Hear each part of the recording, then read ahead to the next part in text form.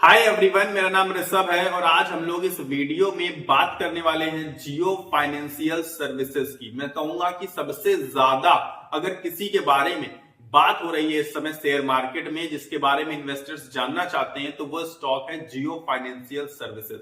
तो आपको ए to Z सारी की सारी दिक्कतों, जो भी ये दिक्कतें परेशानियां झेल रहा है जियो फाइनेंशियल सर्विसेज, उसके बारे में इस वीडियो में बताऊंगा। और इसके बाद आपको ये भी बताऊंगा कि कब ये शेयर रॉकेट होगा, क्योंकि सभी लोग चाहते हैं कि ये स्टॉक मल्टी बैगर बने। तो आपको इसका भी जवाब मिलेगा कि ये मल्टी बैगर बनेगा या नहीं बनेगा, और अगर बनेगा तो कब तक बनेगा मल्टी बैगर। और इसके अलावा बाई सेल रिकमेंडेशन भी मैं अपनी तरफ से दूंगा। और इसके अलावा आप भी अगर लास्ट तक वीडियो देखेंगे तो अपनी भी दिमाग लगा के आप समझ जाएंगे कि बाई करना है या फिर सेल करना है। तो चलिए फटाफट से शुरू करते हैं। लेकिन आपको क्या करना है, वीडियो को लास्ट तक देखना है बिना स्किप किए हुए, ताकि आपसे कोई भी पॉइंट मिस ना हो। तो फटाफट से शुरू कर लेते हैं जियो फाइनेंशियल सर्विसेज के बारे में। कंपनी किसकी है? कंपनी मुकेश अंबानी जी की फैमिली की, ऑब्वियस सी बात है। और खास बात पता है क्या है कि ये वो कंपनी है जिसने अपने इन्वेस्टर्स को इस टाइम पर खून के आंसू रुला रखा है। जी हाँ, इस टाइम इसके जो इन्वेस्टर है वो खून के आंसू रो रहे हैं। और खास चीज मैं आपको इसकी बताऊं ना, तो आज के आज ही इसने अपना 52 वीक लो बनाया है। और रेगुलर बेसिस पर लगभग आप देखेंगे काफी सारे ट्रेडिंग सेशंस उठाकर तो नया 52 वीक लो बनाता रहता है। 52 वीक लो आज ही बनाया है, लेकिन क्लोजिंग उसने जब दी है तो थोड़ा सा ऊपर उठ के दी है, तो ये बेहतर चीज नजर आती है। बाकी मैं आपको बता देता हूं कि इसका करंट प्राइस क्या है। करंट प्राइस है 222.45, और आज जो इसने अपना 52 वीक लो बनाया है वो बनाया है 217.14। ये इसने अपना 52 वीक लो, यानी कि आज का ही लो बोल सकते हैं, वही बनाया है। इसके अलावा अगर हम 52 वीक हाई की बात करें तो है 394.70, यानी कि 394.70 है जो 52 वीक हाई, वो यहां से काफी दूर नजर आ रहा है। अगर आप गौर से उठाकर देखें तो अपने टॉप से, यानी कि 52 वीक हाई से अगर इसको कैलकुलेट करें कि कितना गिरावट में है, तो 43% गिर चुका है ऑलरेडी। और जबकि पूरी की पूरी अगर हम शेयर मार्केट की बात करें तो सिर्फ और सिर्फ 13% से गिरा हुआ है।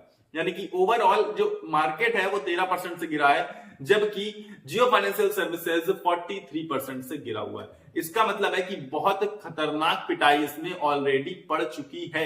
एक तरीके से हम ये कह सकते हैं कि ये ओवरसोल्ड जोन में आ चुका है। अभी आपको और अच्छे से एक्सप्लेन करूंगा, एलेबोरेट करूंगा।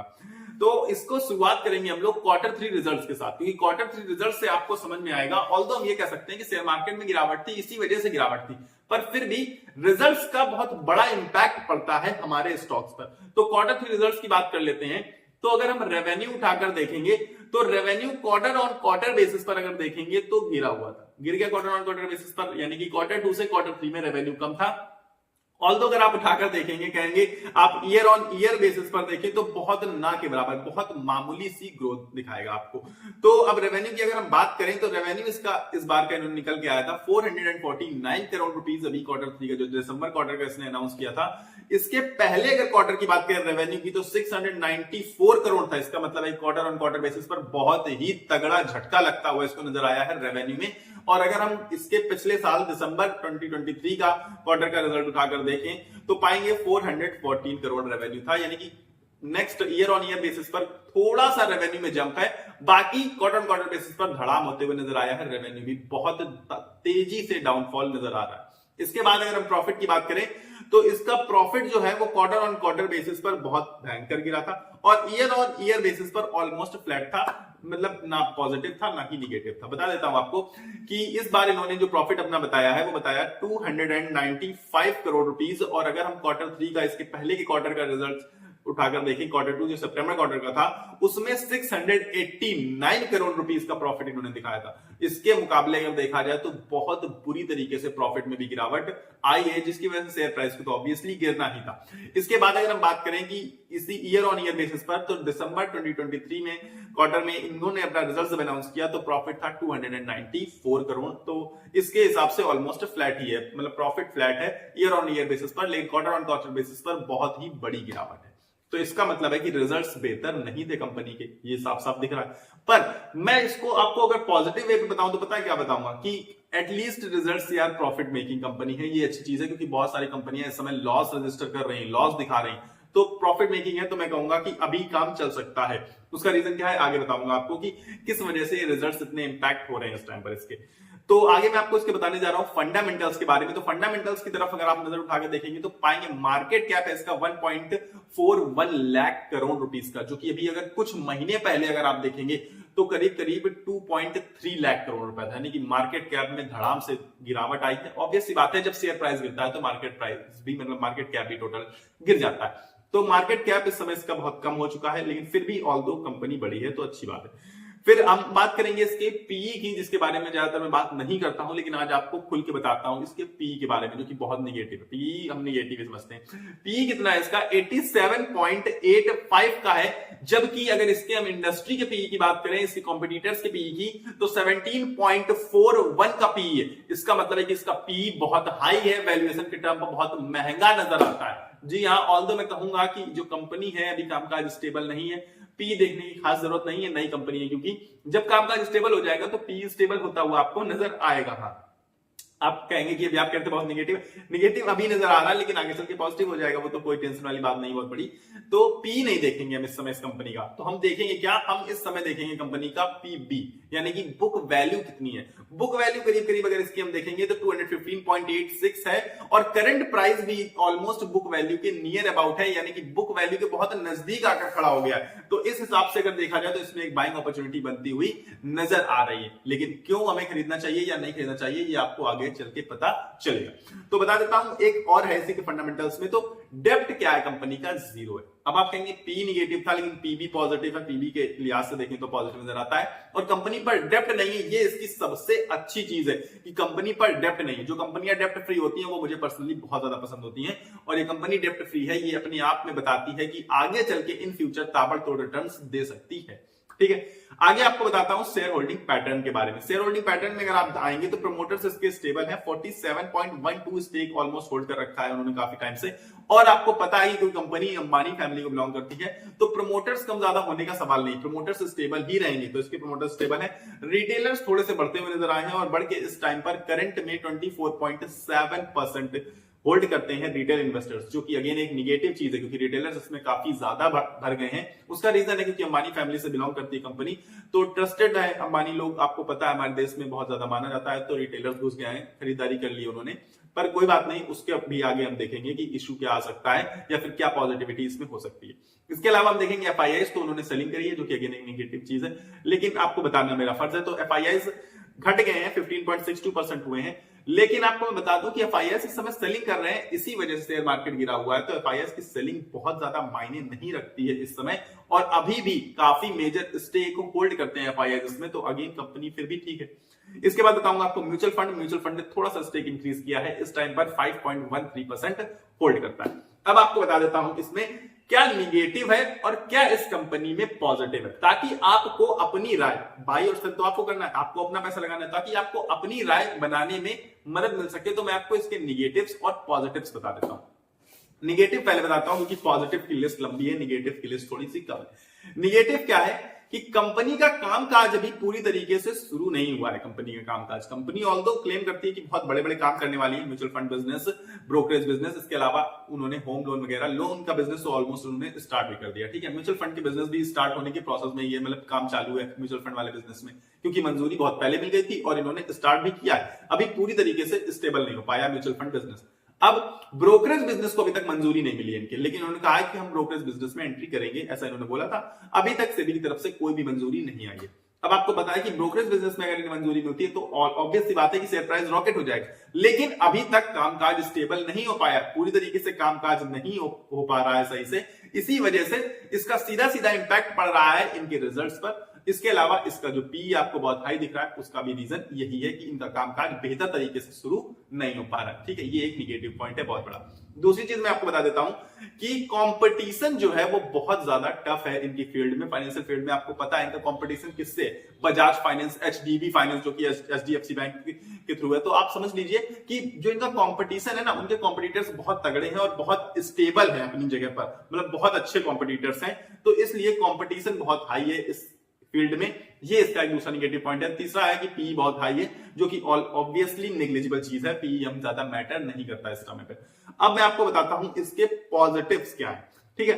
तो पॉजिटिव्स में आपको बता दूं तो ये अपनी बुक वैल्यू के बहुत पास खड़ा हुआ है, ये एक इसका पॉजिटिव पॉइंट है कि अपनी बुक वैल्यू के पास अगर खड़ा हो गया है, करंट प्राइस और book value almost same to same.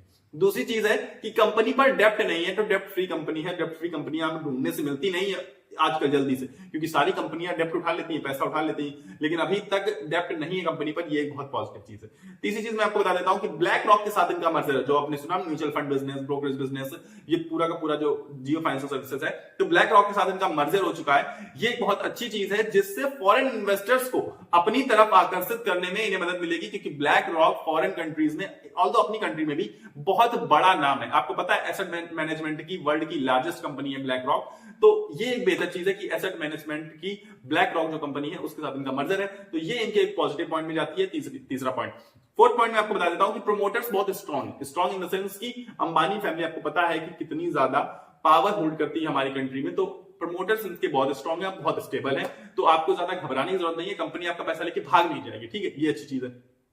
पांचवा बता देता हूं आपको कि विजन बहुत क्लियर, पहले ही बता दिया ना कि म्यूचुअल फंड में एंट्री करेंगे, कर ली, आगे होता है ब्रोकरेज बिजनेस में एंट्री करेंगे, आगे चल के कर भी लेंगे, मतलब विजन बहुत इनका क्लियर है, बहुत क्लियर माइंड के साथ आगे बढ़ रहे हैं और आगे बढ़ के बहुत आगे तक जाएंगे, और हमारा भी पैसा शायद जो इन्वेस्टर्स है मतलब उनको भी बहुत ज्यादा मुनाफा कमवा सकते हैं। तो विजन क्लियर है, ये एक अच्छी चीज है, क्योंकि बहुत सारी कंपनियों का विजन क्लियर ही नहीं होता, क्या करना चाहते हैं क्या नहीं करना चाहते हैं, ये इसमें पॉजिटिव चीज है कि इन्हें पता है कि ये क्या करना चाहते हैं। नेक्स्ट आपको बता देता हूं जो मेन चीज है जो इसे मल्टी बैगर बनाने में हेल्प करने वाली है। हाँ, अगर मल्टी बैगर बनेगा तो उसका ये रीजन मेन होगा, वो रीजन है कि इसमें वॉल्यूम बहुत अच्छा आता है, बहुत प्यारा वॉल्यूम आता है, आप कभी भी उठाकर देखिएगा 2 करोड़ से ऊपर वॉल्यूम मिलता है। एवरेज वॉल्यूम बता रहा हूं मैं आपको, ये 2 करोड़, 2.5, 2.7, 2.8 ऐसा वॉल्यूम आता है, और ये कोई एक दिन का वॉल्यूम नहीं है, रेगुलर बेसिस पर ये वॉल्यूम देखा जाता है। तो जैसे ही चीजें पॉजिटिव होते हुए नजर आएंगी आपको इसके अपर सर्किट लगना स्टार्ट हो जाएंगे, क्योंकि वॉल्यूम इतना ज्यादा आ रहा है। तो वॉल्यूम जिसका अच्छा होता है वही आगे चल के मल्टी बैगर बनते हैं, ये हम सबने देखा है, और हमने ये सुजलॉन में बहुत अच्छे से देखा है, क्योंकि सुजलॉन आपको पता है ना,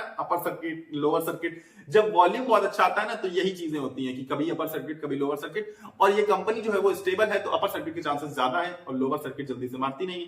उसका रीजन है कि कामकाज स्टेबल है और आगे चल के कामकाज को बढ़ाएंगे, घटाने नहीं जा रहे हैं। तो रिजल्ट ऑल्दो निगेटिव था, ये मैं कह सकता हूं, बाकी सब कुछ इसमें पॉजिटिव है, और मैंने आपको चीजें जो बताई है पॉजिटिव और निगेटिव, उनके बेसिस पर ही आप फैसला लीजिएगा कि आपको बाई करना है या फिर सेल करना है। अब मैं आपको अपना ओपिनियन बता देता हूं कि क्या इसमें बाई सेल होल्ड क्या करना चाहिए। जिसके पास है ऊपर के प्राइस पर, अगर वो एवरेज नहीं कर पा रहा है, बाई चांस उसके पास पैसा नहीं बचा एवरेज करते करते, क्योंकि बहुत ज्यादा स्टॉक में पिटाई हो गई है, तो उसे क्या करना चाहिए, तो उसे इस स्टॉक को होल्ड करके रखना चाहिए। उसका रीजन है कि अगर हम इसे मल्टी बैगर बनता हुआ देखना चाहते हैं, तो मल्टी बैगर बनने में तो देखिए होल्ड करना बहुत इंपॉर्टेंट हो जाता है, क्योंकि मल्टी बैगर बनेगा ना तो आपने जहां पे खरीदारी की हो क्या वहां पर पहुंच जाएगा, तो क्या मल्टी बैगर हो गया क्या, उससे भी 10, 20, 50 गुना बढ़ना है इसको। अगर आप इसे मल्टी बैगर बनाना चाहते हैं और सोच रहे हैं कि मल्टी बैगर बनेगा, तो फिर तो आप होल्ड कर सकते हैं इजिली। अब इसके बाद अगर हम बाई सेल की बात करें, तो मेरी तरफ से प्रॉपर बाई रेटिंग है, मेरा मतलब पर्सनल ओपिनियन है, मैं किसी को बाई सेल रिकमेंड नहीं कर रहा हूं, ठीक है। बाई रेटिंग क्यों है मेरी तरफ से, उसका रीजन है कि बुक वैल्यू के बहुत नियर आके खड़ा हो चुका है, और शेयर मार्केट में गिरावट की वजह से गिरावट की स्थिति में है, और जब शेयर मार्केट उठेगा तो ऊपर उठना स्टार्ट कर देगा। उसका रीजन आपको बता देता हूं कि मैंने आपसे बताया अभी कि मार्केट का जो ट्रेंड है वो क्या बताना चाहता है, ये शेयर मार्केट में गिरावट दिखा रही है, शेयर मार्केट ही गिरावट दिखा रही है, और इसका कामकाज अभी पूरी तरीके से स्टेबल नहीं हो पाया है, कामकाज शुरू नहीं हो पाया है। तो मार्केट जब बियर ट्रेंड में होती है, गिरावट की ट्रेंड में होती है, तो मार्केट इन सब चीजों पे गौर करती है कि अभी ये पूरा कामकाज नहीं शुरू हुआ है, चलो बेच देते हैं, दूसरी कंपनियां बेहतर है। जब मार्केट भागती है, जब बुल मार्केट आती है, आपको पता है, तब सबको पता है क्या लगता है, अभी ये करने वाली है, अभी वो करेगी और आगे तक जाएगी, कंपनी मल्टी बैगर बन जाएगी। ये विजन, ये जो चीजें हैं ना हमारे दिमाग में, ये चेंज होते हुए देर नहीं लगती, सिर्फ और सिर्फ चेंज किसे होना होता है, मार्केट के ट्रेंड को। तो मार्केट का ट्रेंड जब बुल ट्रेंड आएगा तो ये चीजें मैटर नहीं करेंगी कि इसका कामकाज शुरू हुआ है या नहीं शुरू हुआ है, मैटर ये करेगा कि ये कामकाज क्या करना चाहता है। ऑब्वियस सी बात है, और एक टाइम ऐसा भी आएगा जब ये अपना सारा कामकाज स्टार्ट कर देगा, तब तक तो ये ऑब्वियस सी बात है मल्टी बैगर बन जाएगा। लेकिन तब जब ये सारा कामकाज स्टार्ट कर देगा तो अभी उसमें बहुत टाइम है, मुझे पर्सनली लगता है कामकाज स्टार्ट होने में शायद 1-1.5 साल लगेंगे, लेकिन मल्टी बैगर बनने में बहुत टाइम लगते हैं। और आप सबको पता है कि कोई भी चीज जो मल्टी बैगर बनती है ना स्टॉक, वो एक दिन में नहीं बनता, 1 साल में नहीं बनता, बहुत साल लग जाते हैं, बहुत मेहनत लग जाती है। तो उसके लिए उतना अगर आपके पास पेशेंस है उतना आप होल्ड कर सकते हैं, तो बिल्कुल लॉन्ग टर्म विजन के लिए आप इसे बाई कर सकते हैं।